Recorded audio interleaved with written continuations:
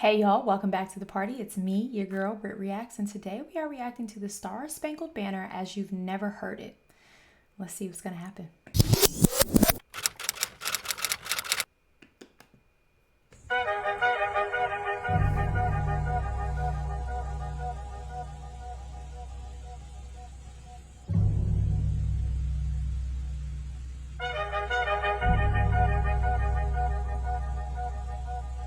There was a lawyer once. His name was Francis Scott Key. He penned a song that I'm sure you're aware of. You've seen it. It's in most hymnals throughout our churches. It's called the national anthem. It is our song as an American.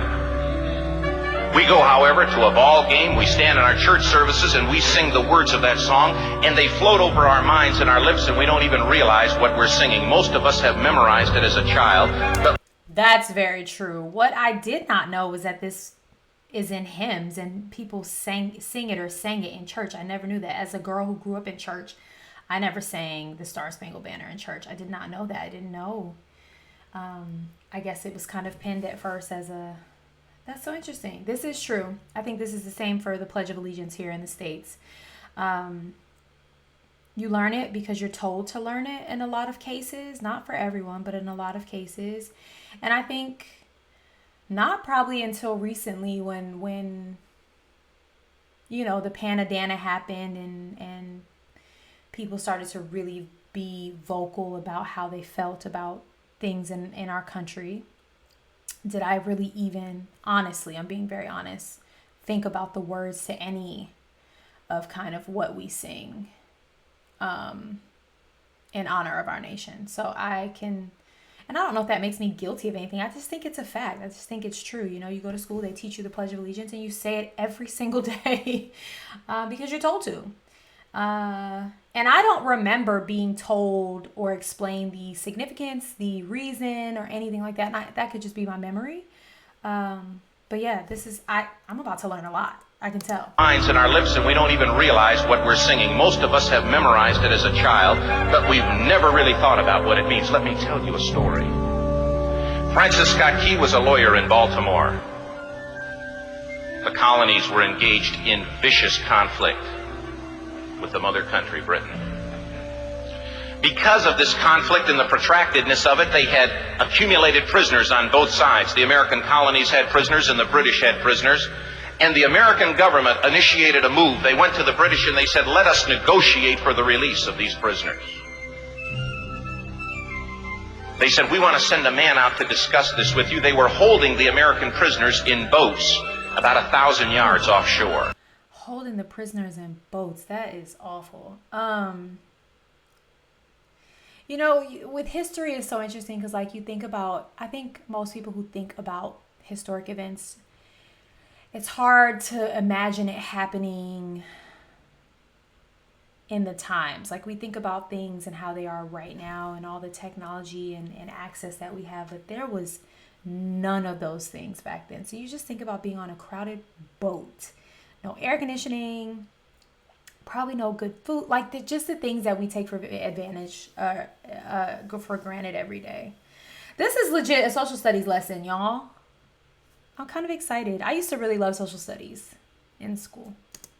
And they said, we want to send a man by the name of Francis Scott Key. He will come out and negotiate to see if we can make a mutual exchange. On the appointed day, in a rowboat, he went out to this boat and he negotiated with the British officials. And they reached a conclusion that men could be exchanged on a one-for-one basis. One per one?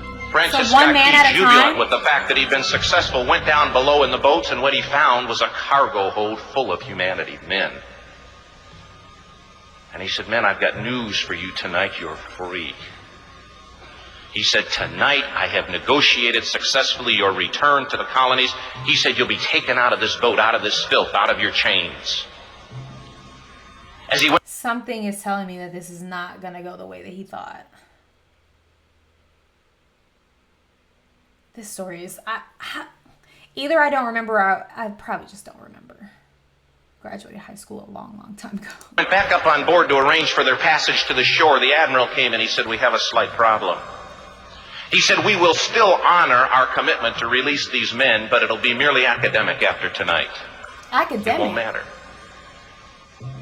And Francis Scott Key said, what do you mean? He said, well, Mr. Key, he said, tonight we have laid an ultimatum upon the colonies. Your people will either capitulate and lay down the colors of that flag that you think so much of, or you see that fort right over there, Fort Henry? He said, we're going to remove it from the face of the earth. He said, how are you going to do that? He said, if you will, scan the horizon of the sea. And as he looked, he could see hundreds of little dots. And he said, that's the entire British war fleet. He said, all of the gunpowder, all of the armament is being called upon to demolish that fort. So no matter what, if the colonies didn't surrender and basically like take down the flag and say we're nothing, we surrendered to Britain,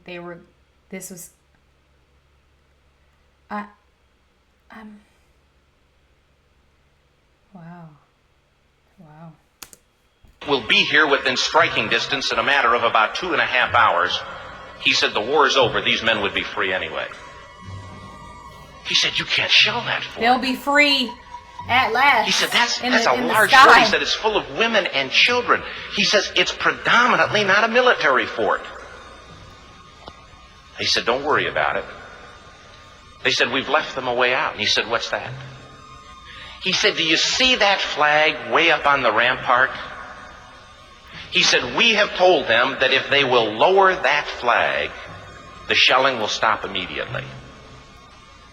And we'll know that they've surrendered, and you'll now be under British rule. Just tell them, don't worry about it. It's this easy.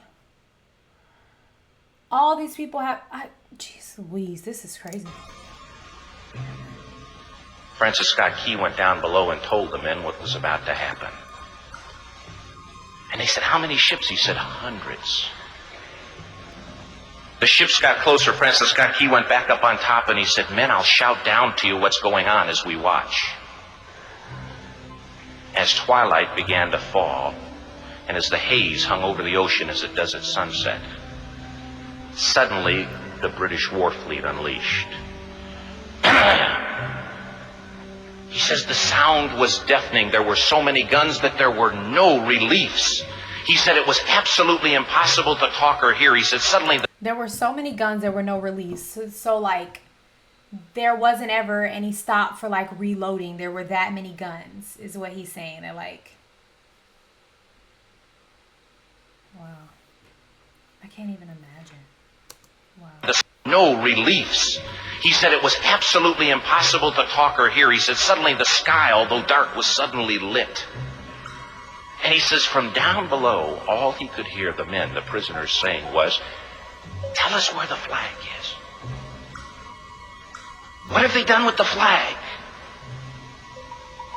Is the flag still flying over the rampart? Tell us.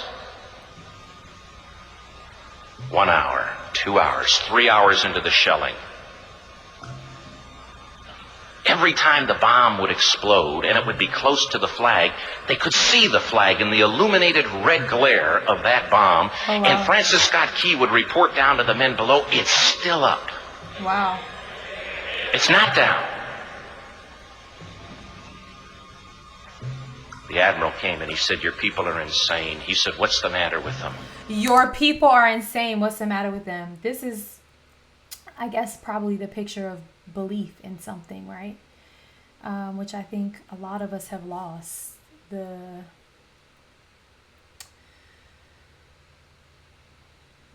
thought process of like believing in something or falling, you know, like just, what am I trying to say? I just think overall as a human race, the true belief and passion that people used to have in something, their willingness to die for it, doesn't really exist anymore.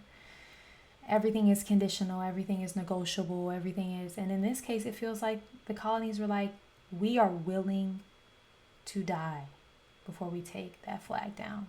And the flag wasn't it wasn't the idolatry of the flag. It was the symbolism of the flag. It was everything the flag stood for. It was their freedom. It was their rights. It was the foundation that they had founded this flag on. And when you believe so deeply about something, there is quite literally nothing. Not a bomb, not a war, not an attack that can shift that when you really stand 10 toes down in it. And I just think, nowadays people probably are like, what? I would just drop the flag, or, But I think people have changed so much. And I'm not saying who's right or, wrong here. I'm just saying that I think, to me, that's what's standing out, is like these men are in cages and they're no longer trying to get out. They want to know what's up with the flag. They've accepted their fate. They're okay with their fate. They just want to know what's the fate of the flag, which I think is this is so interesting to me. He said, don't they understand this is an impossible situation? Francis Scott Key said he remembered what George Washington had said. He said the thing that sets the American Christian apart from all other people in the world is he will die on his feet before he'll live on his knees. The Admiral said, we have now instructed all of the guns to focus on the rampart to take that flag down. He said, we don't understand something. Our reconnaissance tells us that flag has been hit directly again and again and again, and yet it's still flying. We don't understand that. But he said, now we're about to bring every gun for the next 3 hours to bear on that point. Francis Scott Key said the barrage was unmerciful. All that he could hear was the men down below praying. Wow. The prayer. God, keep that flag flying where we last saw it. Wow. Sunrise came. He said there was a heavy mist hanging over the land, but the rampart was tall enough. There stood the flag, completely nondescript. I don't think I learned this in school. I think this is the story of Christianity and faith, and more so today than anything, because we live in such a post-Christian world where everyone is, questioning, judging, doubting Christianity, Christ, the stories, the Bible.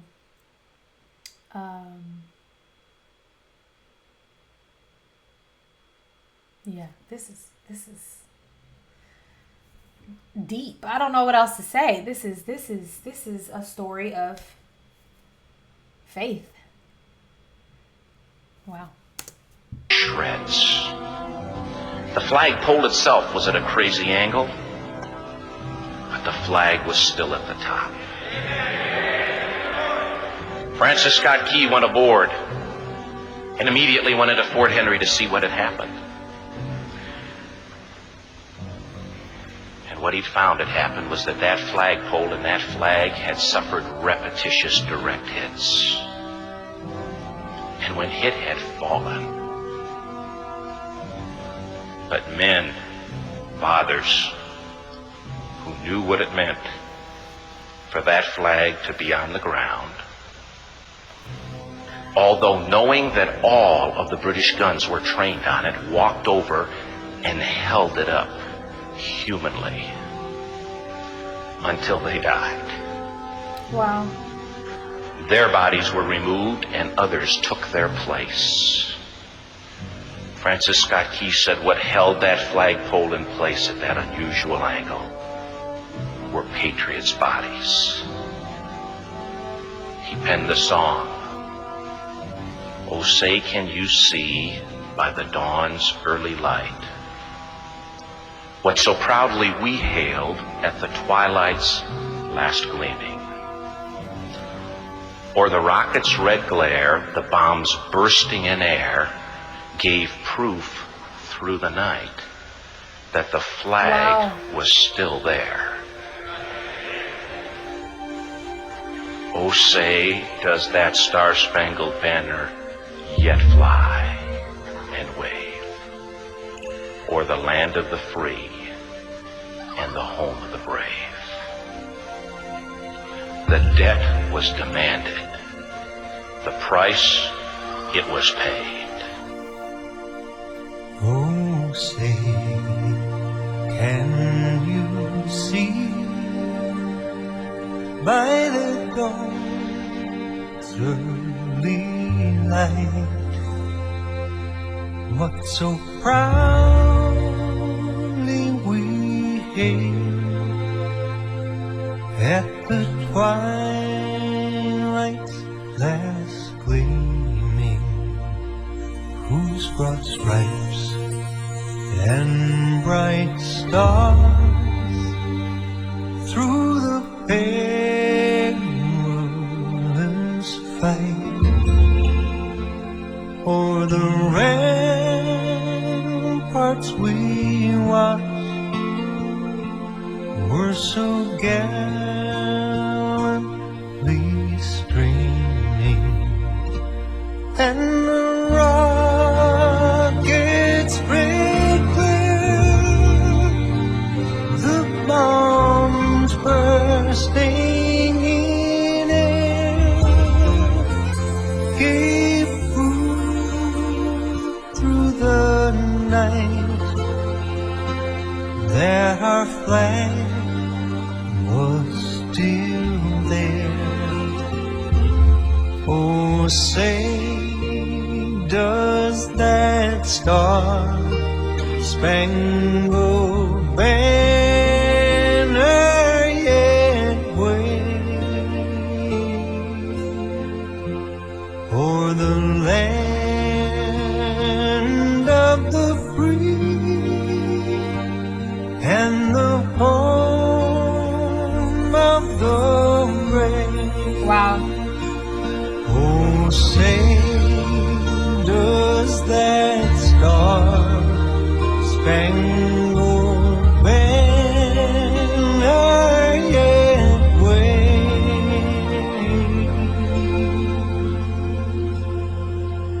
o'er the land of the free and the home of the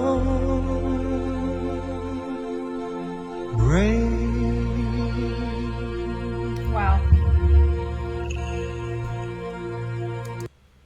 You want to talk about perspective. I have a new perspective that I didn't have before. I didn't know any of that. And then to hear the story and then to see and hear the lyrics really is just like, wow, that's exactly what that song is about. And I never knew. I honestly never knew. Wow. Wow.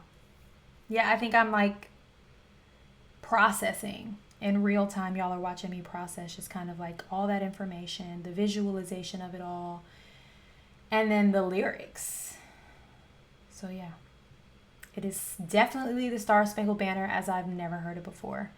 And I'm grateful for a new perspective. So yeah. I genuinely can't remember if I learned this in school. One, I feel like I should have, but if I didn't, then somebody wasn't doing their job as a student in an American school. But I think the thing that stood out the most to me was the faith in the men who, men perished. They moved them to the side and they stood in their place knowing that their demise was right behind, and it just kind of kept on going. And I think that just speaks to how deeply they believed in what they were standing on, and that was their Christianity. All right, well, I hope you go and have the day you deserve. Peace.